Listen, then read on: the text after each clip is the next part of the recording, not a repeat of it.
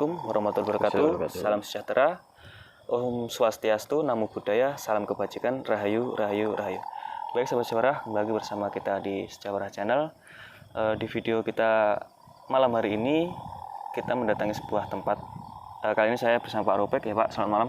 Malam Mas Anggi. Jadi kita ini berada di sebuah tempat, bisa dibilang bukit ya. Ini namanya Bukit Pegat di daerah Serengat, Blitar. Tempat ini dulunya dijadikan Pak atau petilasan sebagai pertapaan dari Dewi Kili Suci.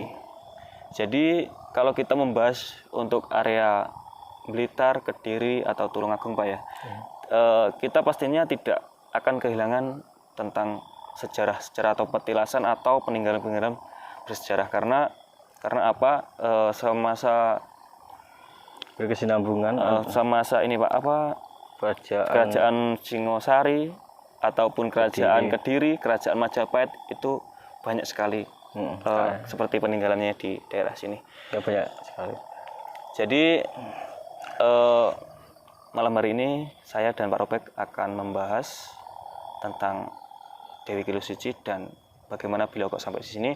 Tapi sebelum itu untuk sahabat sejarah, sebelum kita masuk ke dalam videonya, jangan lupa untuk dukung terus channel kami dengan cara klik subscribe, like, share, dan nyalakan lonceng notifikasinya agar sahabat-sahabat tidak ketinggalan video-video kita yang selalu terbaru Pak ya, bisa dibilang. Amin. Jadi ini langsung saja ke pembahasan Pak. Ini kan jika kita bicara tentang Dewi Kili Suci, jadi sahabat sejarah ini akan saya beri sedikit penjelasan ya tentang Dewi Kili Suci. Siapa sih beliau ini? Jadi Dewi Kili Suci ini adalah seorang putri atau anak dari Raja Airlangga Pak ya. Iya, Kerajaan Kalingga. Kerajaan Kalingga. Jadi Kahuripan. Jadi Raja siapa Airlangga ini pendiri dari Kerajaan Kahuripan. Tapi semasa ini Pak, semasa berakhirnya beliau, istilahnya semasa masa jabatannya beliau, Kahuripan ini dipecah jadi dua. Jadi namanya Kerajaan Kediri dan Kahuripan ini. Bukan, Kahuripan ini dibagi jadi dua, jadi Kerajaan Kediri dan Jenggolo namanya. Tapi di daerah sini juga. Dan semenjak istilahnya turun tahta dari Raja Airlangga ini kan sebenarnya Dewi Kili Suci kan diutus untuk menjadikan ratu lah setelah ayahnya, tapi mandat lah, tapi Dewi Kili Suci ini seperti menolak karena ini apa? Karena beliau ini kayak mempunyai sebuah gambaran juga tentang negeri ini atau prinsip lah katakan, ketika rakyatnya belum sejahtera, dia itu seperti tidak maulah menjadi seorang ratu seperti itu Pak. Ingin jadi orang biasa ya. Jadi orang biasa dulu, tapi misinya baik sih untuk mensejahterakan rakyat, terutama rakyat Kediri. Jadi ini saya langsung tanya ke Pak Ropek sih. Ini kan sebuah petilasan Pak ya. Kalau dilihat kalau di ini seperti yang kita duduk ini, yang kita pijak ini kan kayak batunya kan memang kayak batu candi ya. Iya Mas, benar. Ini merupakan salah satu dari batu kayak candi lah. Tapi ada lagi yang itu yang lebih gila itu apa? Kayak apa? Meteor. Ada yang berita lewat meteor. Ya, seperti itu. Meteorit Pak ya. Ada seperti bahan keris berarti. Ya betul. Tadi juga ada ya. Di sini pasti ada yang mengandung meteor pasti. Karena kalau seperti kayak dilihat Pak ya, kayak batu-batu zaman kerajaan seperti kayak dibangun ini kan kayak batu sekarang tuh kayak beda itu loh, kayak komponennya itu dalamnya itu kayak beda, kayak lebih keras itu ya, kalau lebih keras ya. Lebih kokoh lah kalau bisa dibilang. Kan ini kan batu cetak Mas ya, di apa ya, diiris-iris kayak gitu, dipahat. Iya, dipahat lah. Jadi saudara, kalau saya sama Pak Ropek sih nggak tahu ya dulunya itu cara buatnya seperti apa, tapi yang jelas bentuknya persegi dan ini hampir bisa dikatakan hampir sama. Wah, bisa sekali sih. Tadi waktu kita naik ini Pak ya, ada sebuah patung kayak patung candi, biasanya orang menyebut kayak Dwara Pala itu. Oh iya. Kayak seperti penjaga ya, Mas. Penjaga itu seperti apa kalau biasanya kan kalau kita mendatangi sebuah candi kok masih di depannya atau di sebelah pojok itu dikasih seperti itu, sebenarnya itu buat apa? Itu simbolis masa kejayaan, Mas, dari candi tersebut. Mungkin juga pemerintah dari kerajaan lah. Tapi istilahnya untuk menjaga ya. Menjaga, benar sekali. Pak, ini tapi kalau bisa bertanya ya, kalau Pak Robert kan mungkin bisa melihat sepertinya kalau kayak dibangun suatu seperti itu, apa di dalam ini ada kodam sejenisnya yang menyerupai seperti itu? Ada, Mas, banyak. Kalau di sini ada yang seperti apa itu? Reca Pendong, tapi nggak Bapak Pendong, itu di sini ada juga. Yang tadi itu apa namanya? Dwara Pala. Nah, Dwara Pala juga ada bentuknya. Itu berarti ketika seperti makhluk itu mendiami sebuah kayak tempat benda itu, Ya, dia bisa menyerupai bisa. sebuah benda itu. Bisa. Jadi saudara ketika kayak misal mendatangi sebuah tempat bersejarah atau apa, misal melihat kayak ada sebuah orang kayak bentuk kerajaan atau berarti mungkin itu kodam dari penjaga itu dan menyerupai itu bisa Pak ya juga nggak? Bisa. Karena setiap manusia itu kan punya korin. Ya, di sini juga ada kerajaan gaibnya, Mas. Kalau dilihat ada ya Pak? Ya, ada. Nah, kita tadi juga sudah minta izin, permisi lah. Iya. Insya Allah tidak ada yang sifatnya ganjil atau celaka. Tidak ada.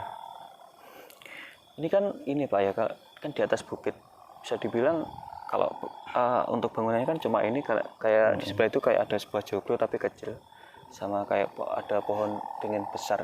Iya. Dan ini kan secara nyata ya, kalau secara gaib atau metafisika gambarannya seperti apa Pak kalau sini? Kalau di sini ya, Mas. Ini tempat pemujaan yang sangat megah di sini itu. Sebenarnya ya. Iya. Terus ini ada sungainya tapi keliling. Apa ya? Air lah, kelilingi Ada sini. air ya. Muteri itu ya. Iya, muter sampai sana-sana. Itu ada. Nah, tapi bersifat gaib. Di situ. Kalau memang dilihat kan di sana kan kayak tadi ada sebuah sumur atau sumber ya Pak ya. Iya, di sana benar sekali, itu di sana ada kayak sumur, Mas. Itu kalau dilihat bahkan bunyi airnya itu kayak kedengeran Pak ya. Kedengeran. Jadi bangunannya gimana? Maksudnya kayak seperti kerajaan, tempat pemujaan yang besar gitu ya di sini. Iya. Terus itu ukirannya banyak kan ukiran kayu. Oh, di sini ada ukiran kayak ukiran. Ukiran kayu di sekitar itu. Jadi sahabat juara mungkin bagi yang bisa melihat ya secara metafisika atau yang mempunyai kelebihan indera keenam bisa dilihat sekeliling kita ini. Kalau dari penjelasan Pak Robek, kita ini seperti kayak di tengah-tengah sebuah kerajaan Pak ya. Iya. Kalau saya sendiri sih pribadi nggak bisa melihat ya. Cuma kalau rasanya di sini sih tenang, ayem. Kalau enak buat semedi, Mas. Enak buat semedi. Kalau dibilang dingin sih pastinya dingin karena di Sangat. atas bukit. Iya, betul. Karena angin, karena ini ya, apa kayak pepohonannya itu kayak ini Pak ya kayak ditebangi memang khusus untuk buat tempat Iya, benar. ini apa pertapaan lah. Sengaja lah. Disengaja maksudnya disusun lah sedemikian rupa. Dan untuk sahabat suara yang mau datang ke sini juga bisa, karena di bawah tadi kayak ada tempat wisata Pak ya. Ada. Waktu kita naik mendaki di sana juga ada spot foto-foto yang sangat bagus, seperti dibuatkan kayak apa itu namanya saya lupa. Taman tapi yang menjurung ke ini loh Pak, ke jurang. Iya, untuk spot foto. Dan ini kalau ngomong soal Dewi Gili Suci Pak ya, pastinya semua orang Jawa ya terutama itu pasti tahu dengan sebuah kutukan yang sangat besar lah katakan, yang sempat atau sampai saat ini sampai detik ini masih terngiang sedikit orang yang mempercayailah bahwa sumpah ini atau kutukan ini nyata akibat dari peristiwa tersebut. Jadi saudara, saya akan memberikan sebuah istilahnya kunci, nanti biar dijelaskan sama Pak Robek ya lebih detailnya. Jadi Dewi Gili Suci ini karena dia adalah putri dari kerajaan ya Pak ya. Benar. Kan orang mengenalnya dari kerajaan Kediri. Memang beliau ini mungkin dahulunya ini orangnya sangat rupawan atau sangat cantik Pak ya, cantik jelita. Karena itu banyak bahannya katakan kayak satria atau katakanlah para pemuda Iya. dulu itu jatuh cinta kepadanya. Mm-mm. Dan ada satu kisah di mana yang sampai detik ini masyarakat Jawa percaya adalah ini kisah Dewi Kili Suci dengan seorang yang bernama Lembu Suro, Pak ya. Iya Mas Anggi. Mm-mm. Jadi Lembu Suro ini dikasih seperti ini, Pak. Tantangan kan dulu sebuah kerajaan kan pastinya kalau ingin mengenakan istilahnya apa ya, untuk melamar seorang putri kan pastinya melalui rintangan. Iya, Zaman dahulu itu seperti ini, Pak, kayak diadakan sayembara.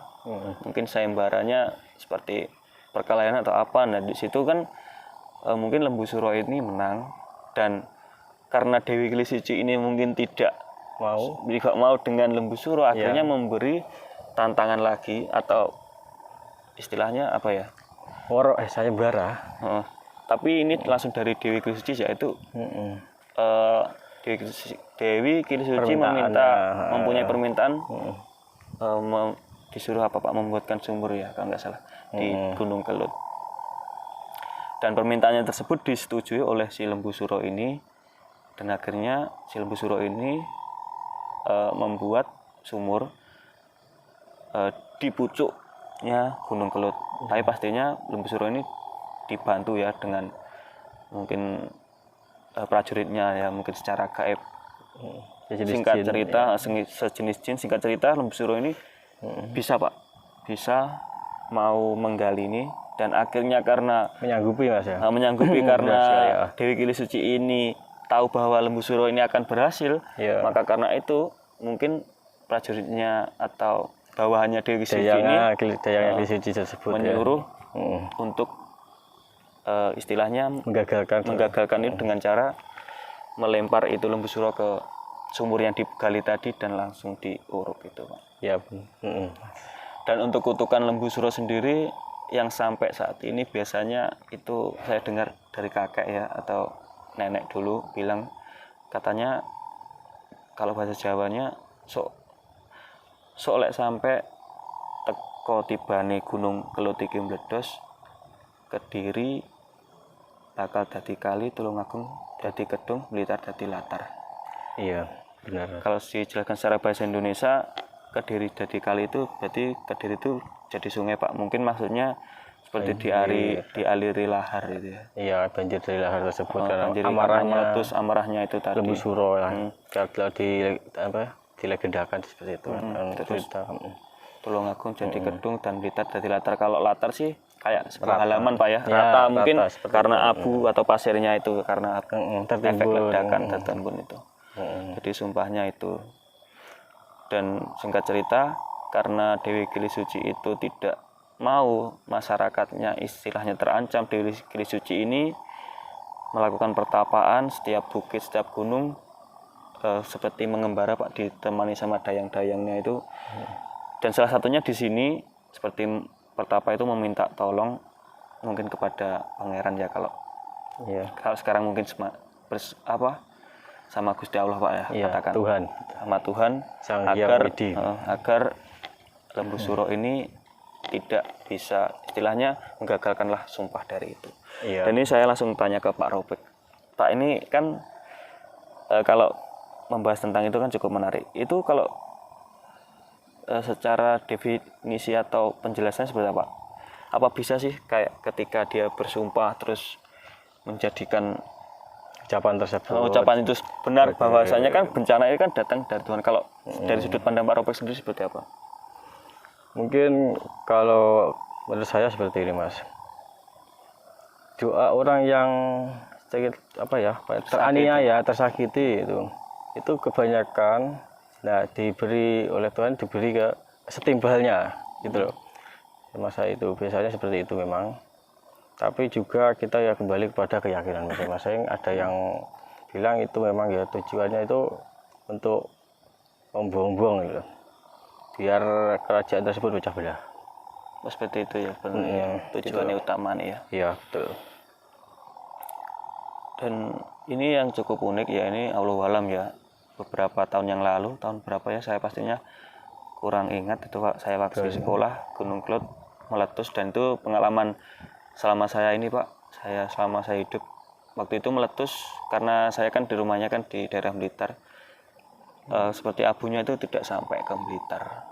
Iya, arahnya di situ aja. Arahnya di situ, tapi seperti Malang, terus seperti yang ke barat daerah Solo, Jogja, Surabaya itu, Kediri terutama itu semuanya terkena. Tapi kalau untuk Blitar nggak kena. Itu mungkin kalau secara bisa dibilang secara badan meteorologi atau geofisika itu kan karena Terbawa angin. Ya, Karena terbawa angin. angin. Kalau logikanya kan seperti itu. Kalau mungkin secara gaibnya, Pak Rupek pendapatnya seperti apa? Memang itu waktu letusnya ya terakhir apa ya? Yang kemarin lah maksudnya. Tahun 2000 berapa lah pokoknya Mas. Yang itu. Kemarin. Yang terakhir. Itu saya heran tuh sampai Tasikmalaya juga Mas. Ya mungkin juga itu ada kaitannya waktu sesepuh mungkin juga gitu. Kalau saya lihat kadang legenda dari suatu rakyat ya, andai kan di sini ya, di sana Banten, nah kalau di Jawa Timur kan Banyuwangi. Nah mereka itu yang mempunyai kedudukan sendiri-sendiri. Nah maksudnya mungkin ya kayak ini saling menghormati atau gimana, gini gitu, adat di situ penjelasannya. Kalau masalah terbawa angin itu dilihat dari segi alam atau ilmu geografi itu Pak. Ya seperti itu. Geologi itu. Klimatologi dan geofisika itu. Ya. Terus yang namanya lembu suro kan. Lembu suro kan artinya suro itu kan artinya Mas. Kados nggih cahya napa niku artinya? Suro. Suro itu cahaya berarti. Iya. Bahasa dari orang zaman dulu. Saya juga pernah diceritain seperti itu. Kalau lembu itu kan kayak jenis sapi kebu. Ya? Kebau. Iya lembu itu. Karena Dewi Keris Suci itu tidak suka karena dia itu kepalanya ini kan kerbau tapi kayak badannya manusia. Kalau mau di searching nggak, maksudnya kalau sahabat suara ingin tahu bisa dicari di internet, kayak ada patung lembu suro itu bentuknya kurang lebih seperti itu. Titik cahaya atau pertama cahaya lah intinya seperti itu. Suro. Tapi kalau ini agak ini Pak ya, maksudnya agak jauh. Iya benar. Untuk para Pak sendiri, kalau sosok dari lembu suro itu kalau di Gunung Kelut memang apa ada Pak? Memang dari suatu cerita itu bisa nyampe terdengar dari nenek moyang kita dulu sampai sekarang itu. Itu memang ada sih Mas, sifatnya gaib, satu tempat itu pasti ada kok. Seperti ini ya. Ya maaf ya Mas, ini ditelaah ya. Tapi saya tidak bisa meyakinkan, saya tidak berani meyakinkan bahwa itu memang pasti benar. Ya. Ada kanan, ada kiri Mas. Ada gaib, ada nyata. Nah, ada baik, ada jelek, itu sudah ditakdirkan sama Tuhan di sana, Allah Subhanahu wa taala. Seperti itu. Pasti ada lah. Walaupun saya belum pernah melihat sendiri si lembu suro itu seperti ini, belum pernah. Tapi seperti Pak Rupek sendiri kayak meyakini bahwa ini memang ada gitu. Dan mungkin kalau saya sih juga sependapat sih sama Pak Rupek. Dan mungkin nanti kita ada lain kesempatan bisa langsung ke Gunung Kelut Pak ya. Amin, Allahumma amin. Mungkin kita lusa atau kapan, minggu depan atau bulan depan. Jadi untuk sedikit penjelasan kita tentang siapa sih Dewi Keris Suci cukup sampai itu ya Pak ya. Dan ini kalau dilihat kayak ada ini Pak ya, memang buat tempat penghormatan pada waktu kemerdekaan RI ini juga. Terus ada salinannya apa itu bersama dengan satu Asyura loh Mas. Apa ya tahun baru Islam itu ya. Kalau nggak salah ya seperti itu.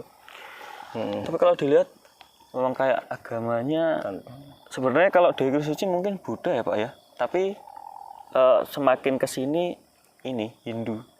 Itu hampir membaur loh. Hindu juga Buddha. Hindu Buddha itu kan hampir sama lah katakan. Iya, benar sekali. Membaur Mas. Iya. Kalau yang Hindu sendiri kan kalau itu ada kotak-kotaknya itu kan warnanya hitam putih. Mohon Mas, Kak, ini kamera di sini. Dan ini kan ada merahnya tuh. Iya. Ya, ini tandanya nanti biar Ya itu nah itu kan ada kotak-kotak ya. Nah itu aslinya kan istilahnya khas dari kerajaan Hindu Mas. Cuma ada biasanya itu kan hitam putih, itu ada merahnya, ada putihnya ya. Tapi tadi Pak, di Pohon Beringin hitam putih Pak, kotak-kotak hitam putih. Iya. Ciri khasnya seperti itu.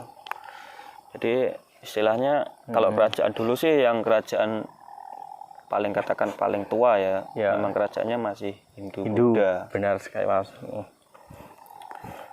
Jadi mungkin setelah ini kita akan melakukan apa ya? Nanti setelah ini Penelusuran. kita akan mediumisasi dan secara visual gambar oleh Mas Rizky juga. Iya. Untuk pembahasannya itu aja Pak ya. Ya Mas. Jadi Sobat Jawara, setelah ini kita akan melakukan proses mediumisasi ya, mungkin atau akan menelusuri lah. Kita telusuri jalan-jalan dulu situ sama saya sama Pak Raufik. Iya. Dan di samping itu nanti Mas Rizky akan coba melakukan secara visual gambar agar sahabat-sahabat Jawara yang penasaran dengan seperti apa sih seperti saya sendiri ada juga penasaran. Ada apa ya, gambar sedikit-sedikit. Oh seperti inilah kerajaannya. Kerajaan seperti inilah. Wah, kalau gaibnya seperti ini. Kalau Pak Raufik mungkin melihat kayaknya di sini seperti ada bangunan megah. Ya, Jadi saya nanti bisa lihatnya mungkin dari gambaran si Mas Rizky. Jadi tetap ikut terus perjalanan kami di Sejawara.